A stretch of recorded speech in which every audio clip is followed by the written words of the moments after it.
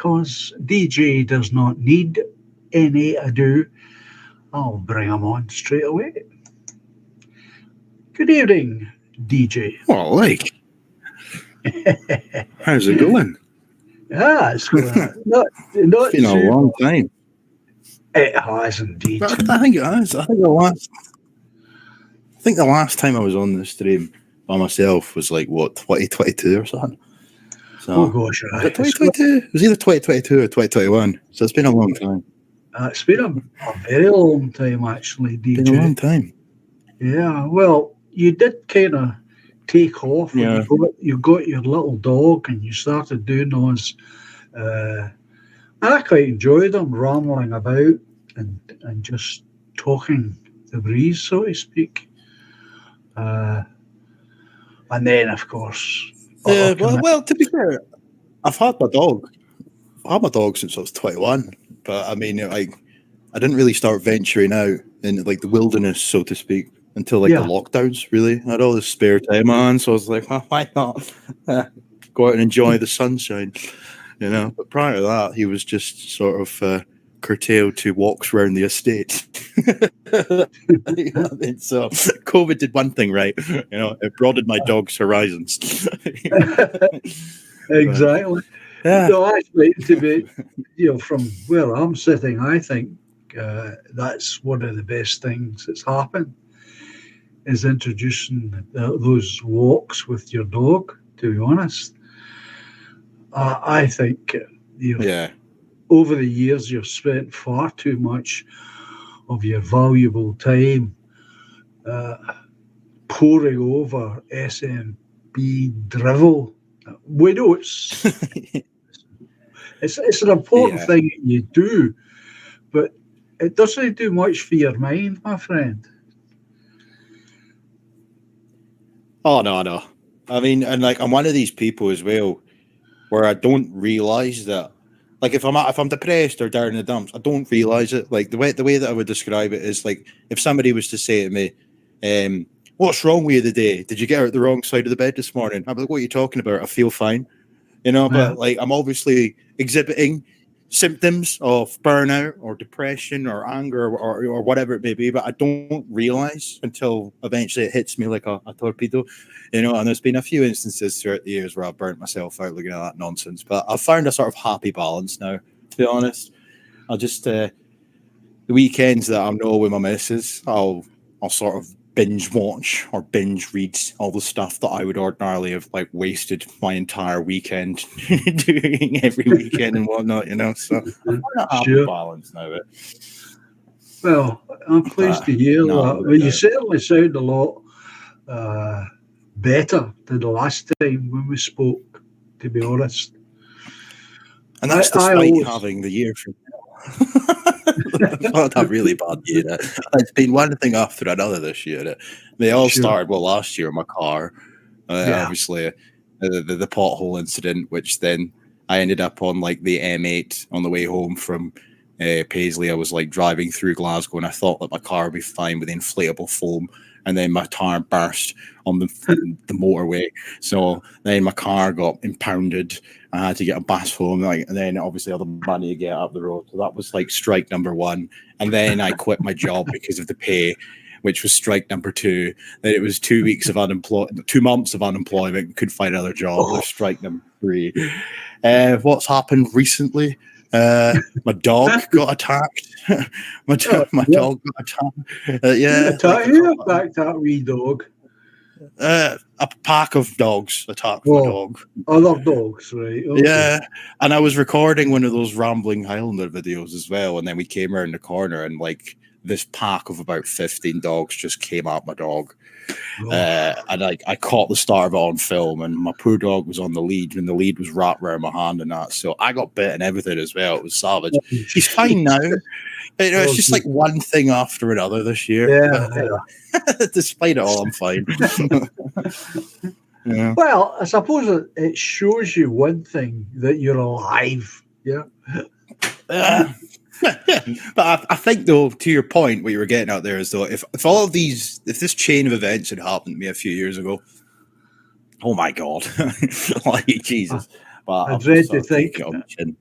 Yeah, same. I'd read to think. Yeah. No, you're certainly a lot better. And of course, this good lady who has come into your life has been a huge influence in your emotional state. I saw that very clearly when you came to visit. So that's good. That's good.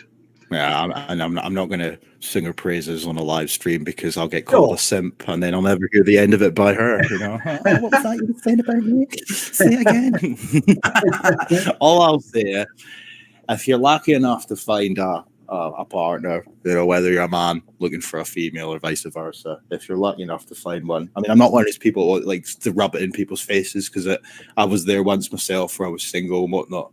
Like, you know, if you're lucky enough to find somebody that's compatible, then it really does change a lot of things in your life. You know what I mean? Things that would have got you down.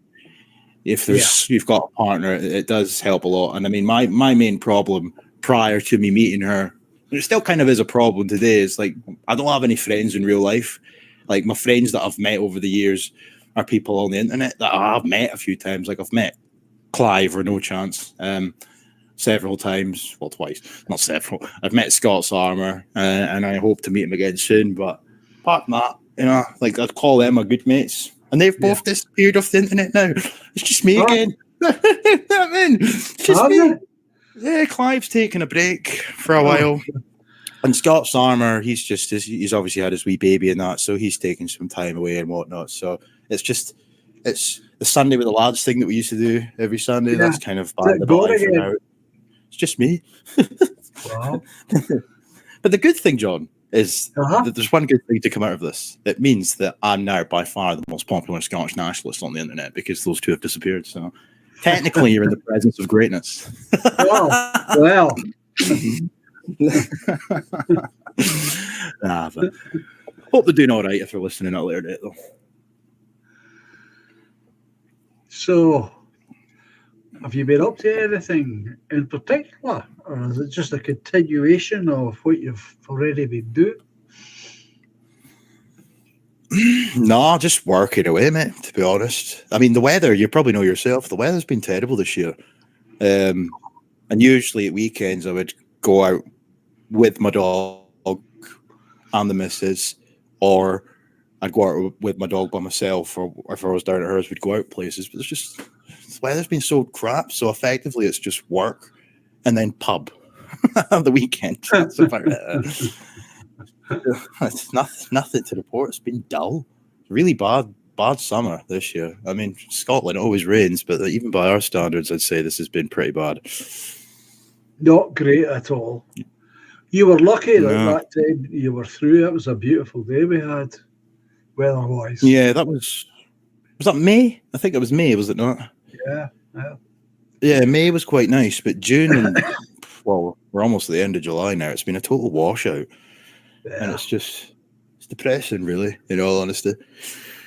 So hopefully they keep talking about it in the media and that, like, oh, the exact date we're going to get a heat wave, etc., and then it never comes. But you know, fingers crossed for August. You know, maybe things will change. Yeah. This is a new name here on this channel, Jack London. Now, is that the same Jack London that tees up with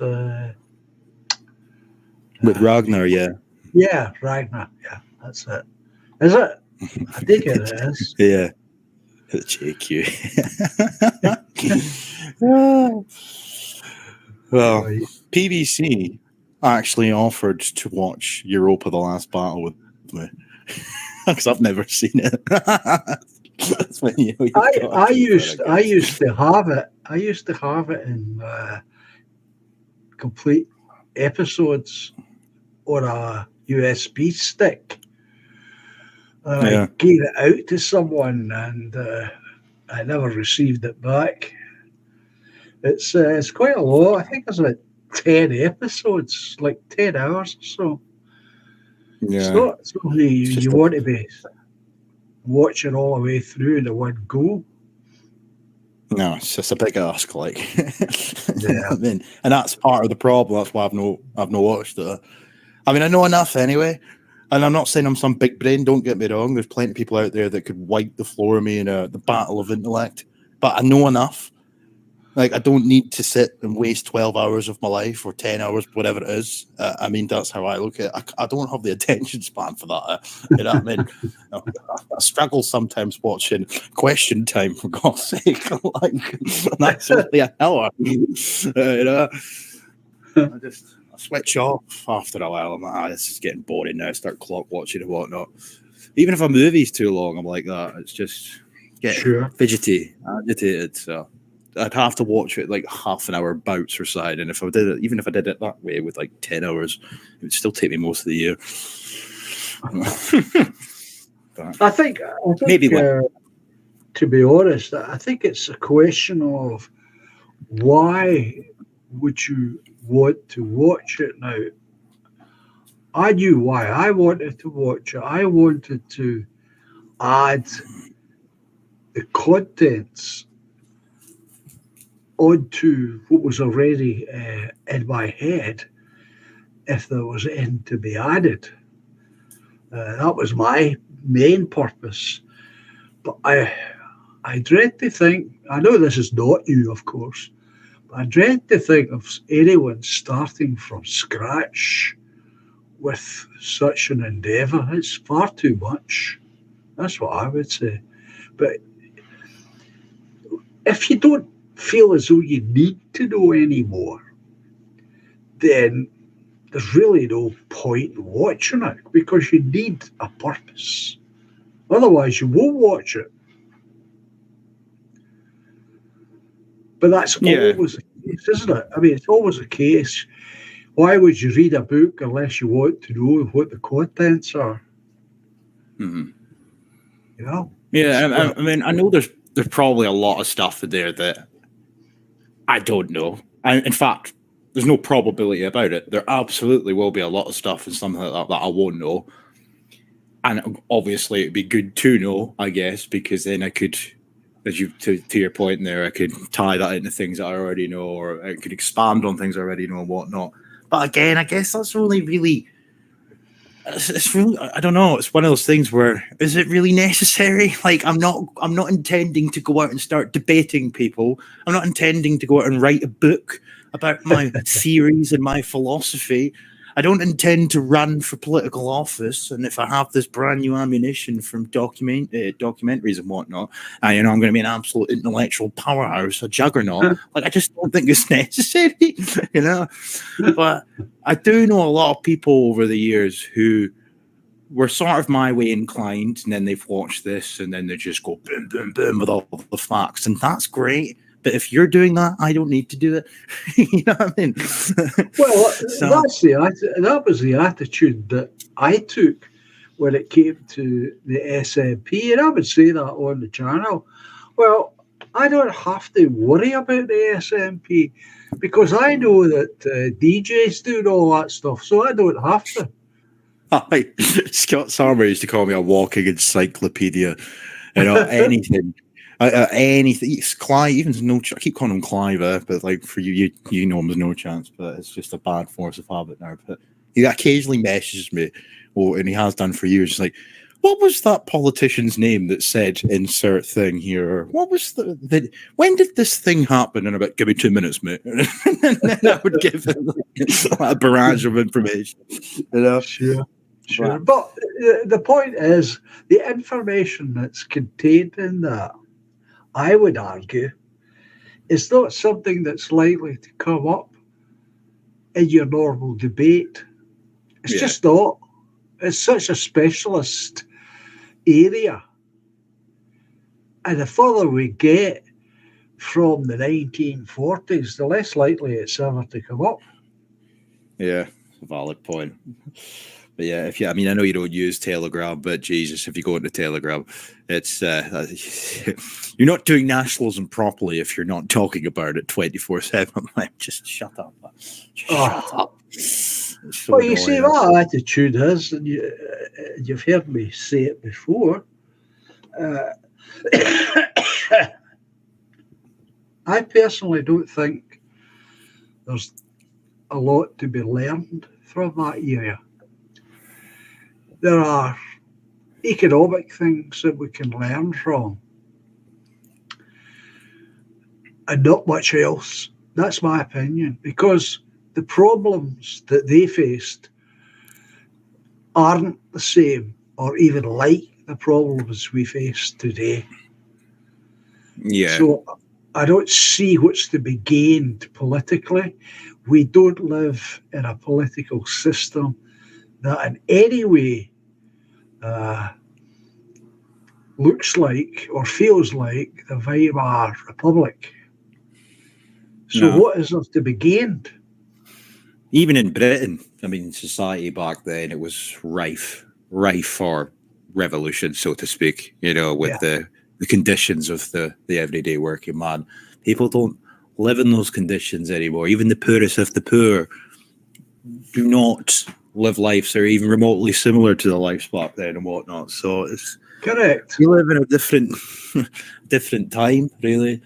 Yeah. That's not to say, by the way, to anybody, including yourself, that like we shouldn't, like, to your point, learn from these things and whatnot. But to sort of make that the vocal point of your identity, so to speak, if you're considering yourself in a nationalist context, I'm just like, it bores me a bit. I mean, I'm sort of, I wouldn't say I'm friends, but I'm civil with multiple people on Telegram and whatnot. That's usually where you'll find me. Not that I'm on it that much, and there's a lot of people with different views and whatnot, and a good portion of them are very much sort of all about the JQ, and I'm like, well, you do that, mate, but that's I agree with them. Don't get me wrong, but it's not. I'm not going to start like making YouTube videos or whatever. Not that I make them much anymore. Going, today we're going to talk about the SNP, but who controls the SNP? Well, let me tell you, it's the, I mean, it's like the everyday person is going to turn off from that. You know what I mean? Well, I have said just recently, and I'm sure I'm not the only person, but recently I have said, well, the Jews can't hide behind anything anymore. They have shown the whole world exactly what they are and who they are. So they cannot play the victim anymore. That's gone, and gone for good. And we should never let them try and drag it back for what they're doing and what they have already done. So that's my position on it now. All of that, if you like, those discussions have lost any weight for me. They really have. Because now what is important? Well, they've shown us what they are. They're showing us every bloody day. What is it? 12, 14,000 children they've killed? Yeah, half the population of Gaza are under 18 years of age. So by any metric, a good portion of the civilians that have been killed will have been children. So do I need anything else? No, you don't. No, I'm with you on that. But on the flip side to what I was referring to more specifically about the past is like some people get very like autistic about like people with small hats from like like early 1900s and whatnot. I'm like, it's not relevant. Like, look at today, and then that comes back to your point there. You can like that's self-evident what's going on right now in the Middle East, and a lot of people are waking up to that stuff. You'll be more likely to have a sort of genuine conversation with somebody about that stuff than you are with somebody about some random guy or whatever from like the 1930s. Like, look at this man who ran this, or etc., if that makes sense. But I'm waiting on that one, especially on Twitter. Oh my god, what a difference Twitter is to Facebook. Let's just say that Facebook's very much pussified, whereas Twitter or X, whatever it's called now, oh my days, that's where the fun's at, like in terms of a lot of people speaking your language. Yeah, it has to be said. I mean, there's a lot of people on there. I wouldn't exactly say it's like 100% perfect, but it's definitely a lot better now that Elon Musk has sort of taken over in the sense that a lot more can be said on Yeah, that platform now. I wouldn't say it's a total free speech hub, but it's most certainly turned a corner. And as a result, your everyday person, like quite often, things that are going, or they call it trending, it's the equivalent of viral, is a lot of stuff to do with Israel and Zionism and whatnot. A lot of people, a lot of people are noticing, so to speak. but you see, that's my point. My point is that what they have done has allowed the rest of the world to jump over that fence that has existed Yeah. for the last 70 odd years. That fence is no longer there. Why? Because of their own actions. So now we're in a position, the whole world is in a position to criticize, to analyze, and look at these people afresh as we were never able to do before. And that can never be returned to the way it was. That's my point, DJ. And they did it. No, I'm way on that one. I'm way on that one. Into PBC's comment there, that they've lifted the veil. Yeah, they did. Yeah, absolutely did. And I thought that's what I was. I think we were singing from the same hymn sheet, but just coming out from a different way. And this, like, I was more meaning that a lot more people are seeing them for what they are and seeing it for what it is as a result of recent developments, as opposed to some guy watching Europa the Last Battle and then spouting off about what they've watched on some social media platform. I mean, how many people did that person wake up as opposed to what their own actions have done to wake people up? So exactly. Yeah, I'm way on that. Yeah, absolutely. And on a sort of personal level, although I don't actually know him personally, but on a sort of personal level, I'm so glad that David Irving is still alive to see all this.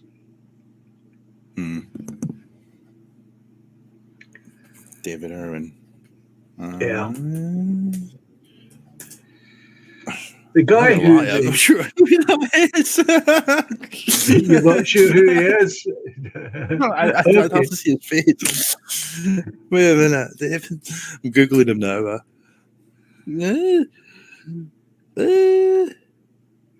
Oh, is he the guy that wrote? He was talking about like the. I don't even know if you can say the word online. It begins with an H. Yes. Oh, yeah.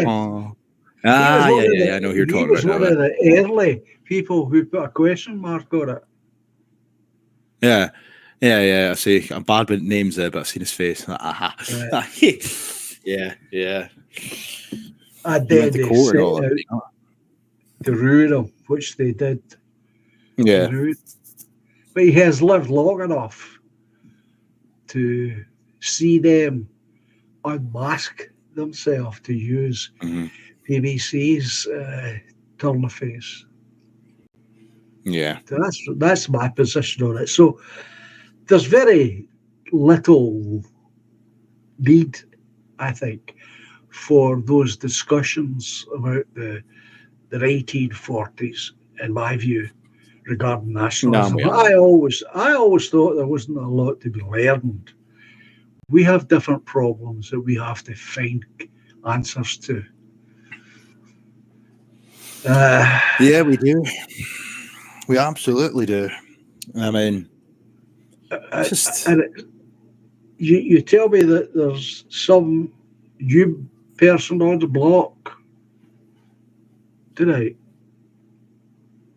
Oh, are you talking about what I was referring to before we went live? Yeah. I mean, I don't really know the guy that well in terms of who he is. He was having a debate with Mark Collette tonight. He started a party, recently. I think he used to be in PA. He started a party in the last year or so, and forgive me, I don't even know the name of it, to be honest, but he's just, as I say, I mean, Mark Collette, love him or hate him, like he's very, very good at debates, so kind of made the guy look a bit silly. So I don't know how the debate concluded, because obviously I've come on here because it was still going on. Oh, was it? When I turned over.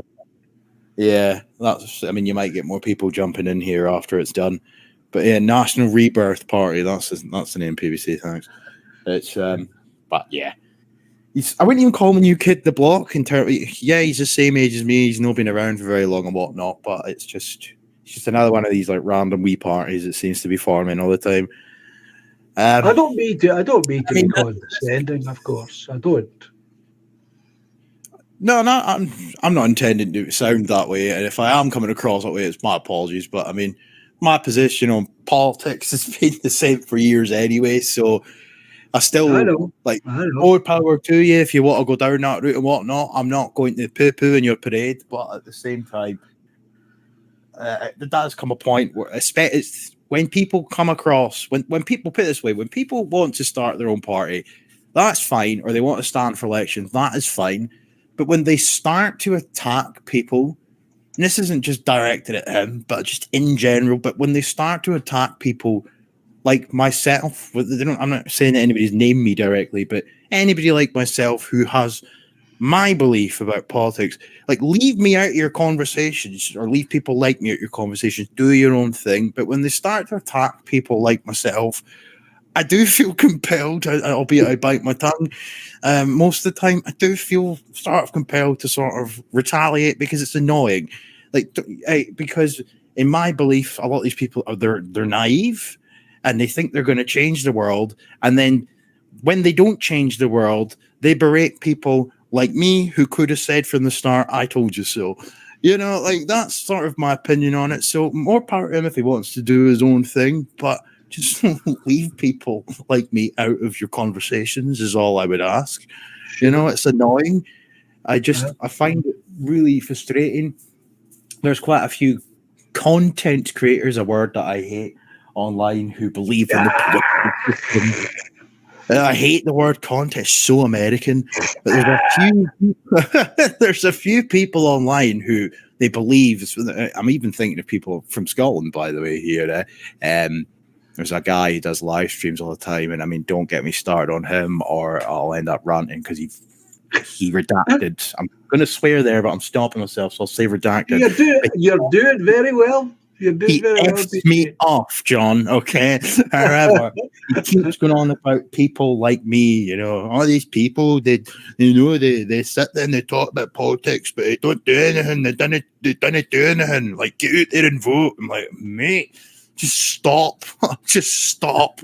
And I just think that, I don't know. I'll put it this way, because I know I'm sort of rambling and I'm not making sense. I just find these people frustrating, because it's my personal view that I just don't think that there's a political solution. And at present, anyway, with the way that the system is and whatnot, I shouldn't be lambasted or chastised for my view.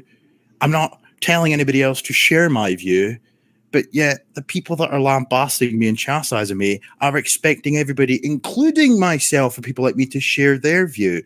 You know, and I just find that really irritating and one-sided, if that makes sense. Yeah.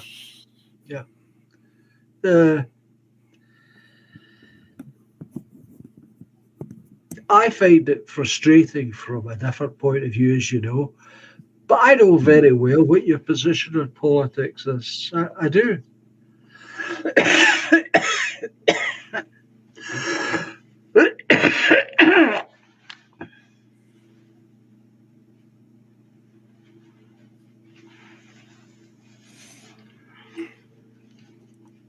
I will say, it's like, you've never berated me for my view. No. Well, I was just going to add that part of the way I am about politics is entirely linked to my generation. I'm very well aware of that. Uh, because when I was growing up, DJ, everybody in my immediate family talked politics. I don't mean in a party political way, but we're always concerned about work-related problems. And that's very much what politics was back then, work-related. So it was inevitable that all us belonging to that generation would grow up with it in our veins, so to speak. And when you went out into the workforce, no matter what job you ended up doing, you were surrounded by it. Politics again. Every form of employment had its rules, its trade union rules up on the wall. You're supposed to read it and know it. And so therefore it would be very difficult to escape belonging to my generation. Very difficult to escape from the idea of not being involved in politics to the extent that you would talk about it in a pub. Yeah. And that's how I was brought up, with that. And all my contemporaries were the same. But I realise that only applies to my generation, because after that, all that was crushed and no longer exists. So the younger people coming after us, it's a whole different workplace for them. They don't get any of that stuff. So they're, to begin with, they're not involved in politics from the workforce. So how are they going to get involved in it? It's a completely different world now for people your age and younger. I see it in my own son. He's a bit more because of me, of course. But by and large, young people are really not interested. That's just the truth of it. Sad, but true. Yeah, I mean, you're right, actually, the more I think about that. I mean, I would say, people call them the boomer generation and whatnot. That's right. Rightly or wrongly, but they have a lot more faith in politics. You know, like they're the people that are easily fooled, usually, by the sort of red meat that will be thrown and whatnot come election cycle periods and whatnot, as opposed to people my age and older or younger. But the other elephant in the room here as well, that this is one of the fundamental reasons for why I genuinely have, for the longest time, felt that politics is sort of a losing game, if I'm being honest. It's demography.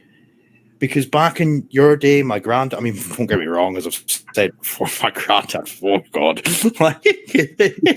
I could repeat what my granddad used to say, politically speaking, you would be an instantaneous ban on your channel. But enough about that.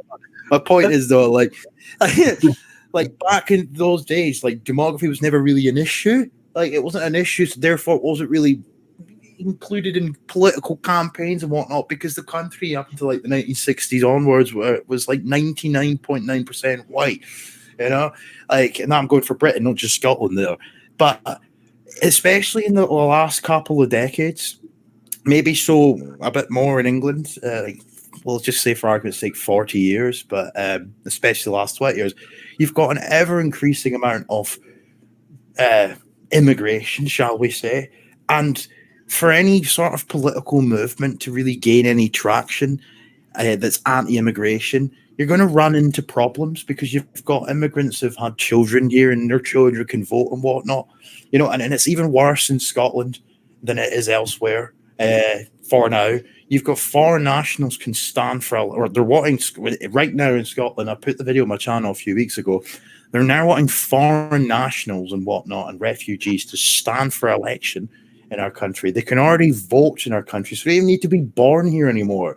You can vote in our elections. How the hell do you think you're going to be able to change anything? When, on a side note, I don't want to go on a tangent because I'm making a good point here, but like anybody that's in the chat right now who's from Scotland in particular, because it's becoming a lot more noticeable here. I know people in England have been dealing with this for a long while, but John, you live close to where my missus is from. Down there, like that Glasgow, Paisley, Greenock area, there, especially in the last few years, there's been an absurd amount of African people. I don't know where the hell they're coming from, but they're absolutely everywhere now. You know, I'm starting to see it occasionally up here, but down there, it's ridiculous. We've always had the Pakistanis for the last 50, 60 years or so, right? But like, you know, your proverbial Pakistani shop. Yeah, I'm being politically correct there, you know, and whatnot. But they're everywhere now, like African people, like jet black African people everywhere. Like, where are they coming from? And these people cannot stand in our elections. So just trying to picture the scene. You're trying to rise to prominence in this, let's just say, Glasgow.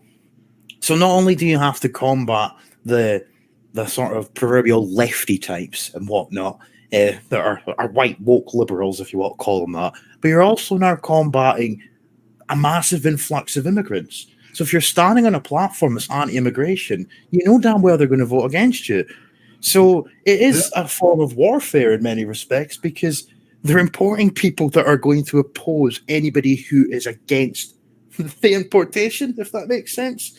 Yeah, of course. That's quite correct. That is what it is. It's an odd violent war.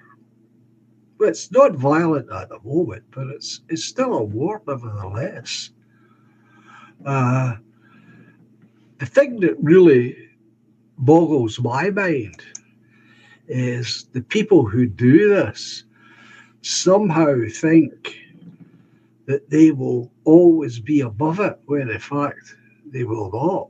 And I'm talking about local councillors who support all this and encourage it all, and they think it won't affect them. Of course, it will very shortly affect them, and they'll be out of a job very soon, and we'll be out of power in our own country, which is what you're talking about. And I see that very much on the horizon, and not that far away. Mm-hmm. Because it starts off as diversity quotas. Then it also that ties into what they call proportionate representation. So, for example, and I don't know what the percentages are now in Glasgow off the top of my head, but let's just say it's 25% BAME. Their argument is that 25% of all teachers and all police officers, all councillors should be BAME.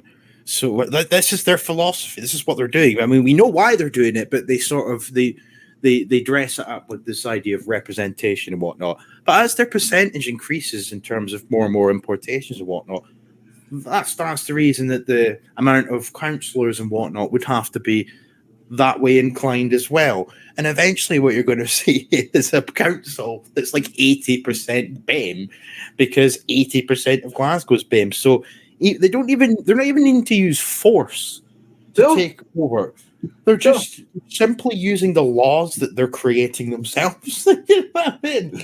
And that's what baffles me with people sometimes, not all, because I do think a lot of people have good intentions when it comes to wanting to like change things. But some of these people, I wish they would see the wood for the trees, so to speak, including that boy with a silly moustache who was debating Mark earlier on. Like, mate, who?